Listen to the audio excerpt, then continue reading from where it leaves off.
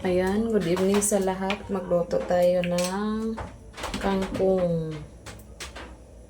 Adobong kangkong na may okra. Ayan guys, nilagyan muna natin ng oil ang kalaha. Tsaka dito guys, ito ang aking lutuin ngayon. Tapos ko na itong hinugasan. Ito, kangkong.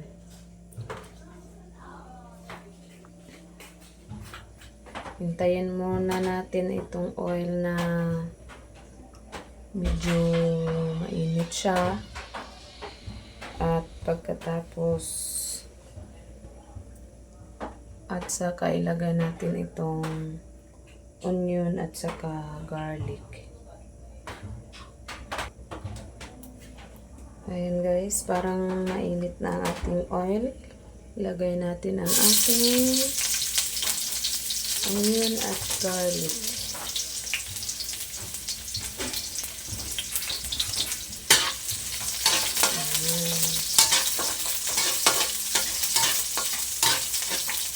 Tagal na akong hindi nakapagluto ng kangkong na adobo. Simpleng ulam lang to guys sa amin. Pero masarap to, promise. Itong adobong kangkong, napakasarap. Saka ilagay natin ang ating okra. Igisa muna natin una ang okra.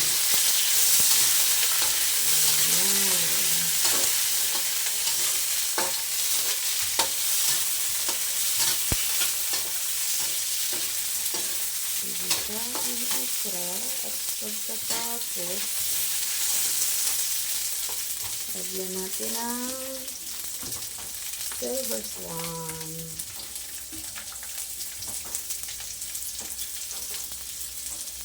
Kunti lang guys, silver swan. Para hindi siya masyadong maalat. Kasi ang itimpla ko dito is oyster. Yung Mama Sita's oyster. Kuha muna ako ng tubig, kunti. Lagyan ko ng tubig, pampaluto ng okra. Ayan guys. Ayan. Kunting tubig lang. At saka hintayin na malambot ang okra. Kuha muna ako ng takip. Dito ang takip sa ilalim. Takpan muna natin saglit guys habang maghintay tayo na maluto ang okra. Tingnan natin ang lakas ng ulan dito sa amin guys. Kailan pa kaya huminto ang ulan dito sa amin? Halos isang buwan ng umulan dito guys sa amin, sa Mindanao. Shout out Mutya Anon Vloggers. Good evening. Ayan, pa-like at pa-comment at share ng video ito. Napakasarap ang niluto ko. At saka meron din tayong ano dito, paksiw. Ayan, luto na ang ating paksiw. Ulam natin ngayon, adobong kangkong at saka paksiw na isda. Tingnan natin kung malambot na ba ang ating okra. Ayan, hindi pa masyadong hindi pa masyadong malambot.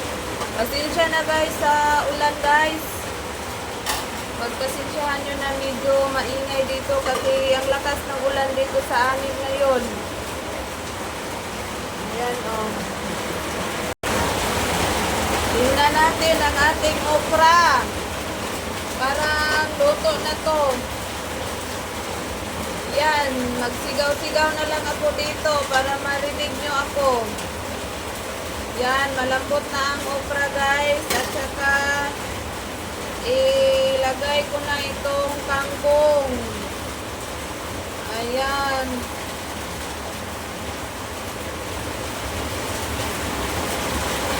Meron na itong sibuyas na may dahon. Mikos-mikos lang natin to guys para maluto ang kangkong. Ganyan lang naman siya. Meron naman siyang konting tubig. Pero hindi masyadong marami kasi hindi masarap kapag maraming tubig.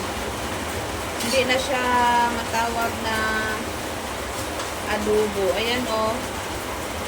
Meron naman siyang tubig guys. Madali lang naman maluto ang kangkong. Nahirapan ako dito guys kasi yung isang kamay ko ang naghawak ng cellphone sa kabibideo at ang isa naman ang mikos-mikos. Nako, mahirap talaga guys pag walang taga-video natin. Pero kayanin natin to Lagyan muna natin ng oyster. Mamasitas oyster ang gamit ko guys kasi hindi siya maalat. Tama lang ang kanyang lasa. Ayan, ganyan lang ang pagluto ng adobong okra at saka kangkong. At lagyan muna ng magic sarap konti. Konti lang naman guys. Ayan. Pagkatapos, haluin na naman ulit. Itong kangkong guys, madali lang siyang maluto. Madali lang maluto kasi ang dahon, hindi naman siya kailangan palambutin ng maayos. Hindi siya masarap kainin kapag nasubraan sa lambot. Ayan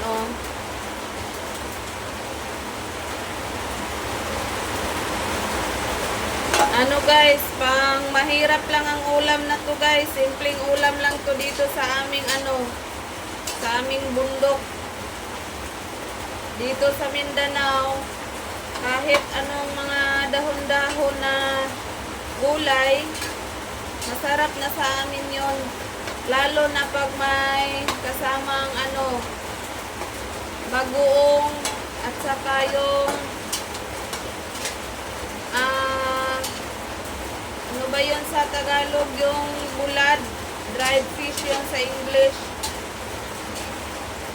Nakalimutan ko kung anong tawag sa Tagalog ng bulad dito sa amin. Yung isda na tuyo. Yung tuyo guys. Sarap to. Ayan, luto na ang ating luto na ang ating adobong kangkong at okra. Ayan, solve na ang natin dito guys, dinner. Kanina, yung hindi pa siya naluto, parang madami siyang tingnan. Kapag naluto na, ay nako, ang liit ang liit na. Okay guys, hanggang dito na lang po. Takpan na natin ang ating adobong kangkong na may okra. So yummy guys. Ang lakas-lakas ng ulan dito sa amin kaya nagsisigaw na lang ako. Tsaka pa-shout out naman sa inyong lahat, yung mga taga-suporta ko po dyan. Maraming salamat. Maraming salamat sa inyo. Merry Christmas and advance Happy New Year.